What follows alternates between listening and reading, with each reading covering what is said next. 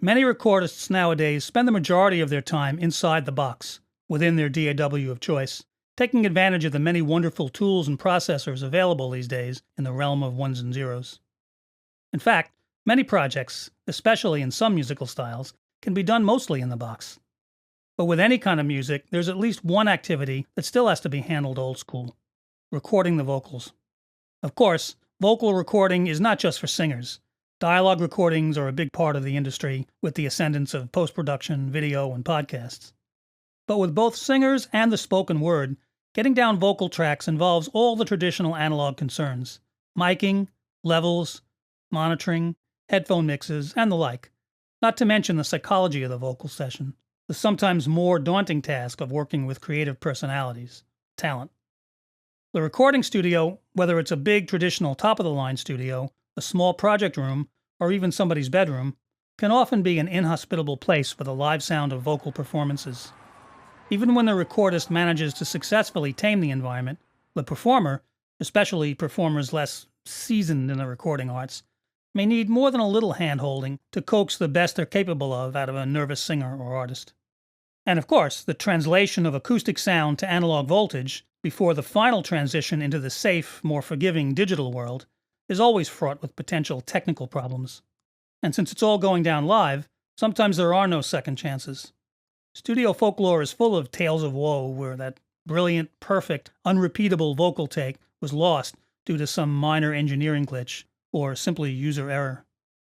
So it's not surprising that, as recordists and engineers are still mastering the art of vocal recording, there'll likely be a few mistakes made along the way, specific choices or habits they may fall into that might not be the most effective ways to go about the task at hand.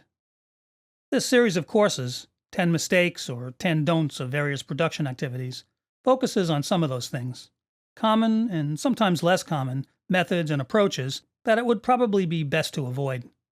This course, of course, covers 10 things to watch out for when recording vocals. It presents a series of suggested don'ts, mistakes, or just less effective practices, along with suggestions for alternative approaches that might streamline the process and improve the results. The course assumes a basic familiarity with microphones and the recording process in general, but just to be thorough, I'll do a very brief review of the basics before jumping into the 10 don'ts themselves. Vocal recording involves a series of steps that were at one time like breathing to any studio engineer, at any level. But nowadays, with the use of virtual tools for so much of the production process, the modern recordist, especially small project studio engineers and home recordists, may not necessarily have the requisite experience under their belt. Capturing a vocal performance, whether a singer for a music track or the spoken word for a post-production or a podcast, presents a set of challenges that need to be met and often obstacles to be overcome to get the best possible recording down. Despite all the later opportunities for fixing, tweaking, and generally enhancing vocal tracks, you still need to be ready with everything in place and working optimally when that magic take comes along. All the digital magic in the world still can't take the place of an inspired vocal performance, and all that analog sound and technology has to be managed optimally to successfully capture that studio gold. It starts, of course, with a performer and a mic.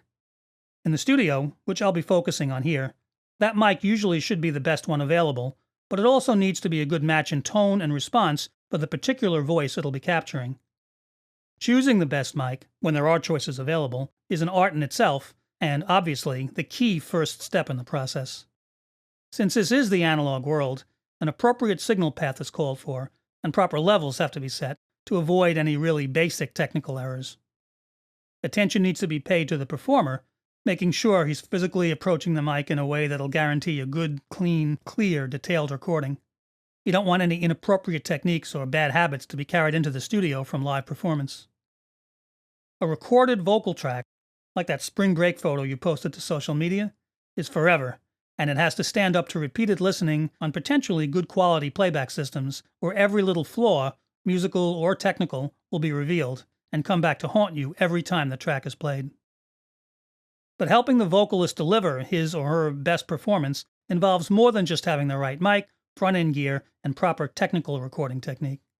It also means optimizing every aspect of the vocal session, from the more obvious, like the sound check and headphone mixes, to the more ephemeral stuff, like creating the right mood and establishing the studio as a safe place for a nervous, inexperienced performer who might be capable of a great performance if you can help draw it out of them. And that's where this course comes in. So, with that brief rundown out of the way, let's start taking a look at some of those things to watch out for when recording vocals.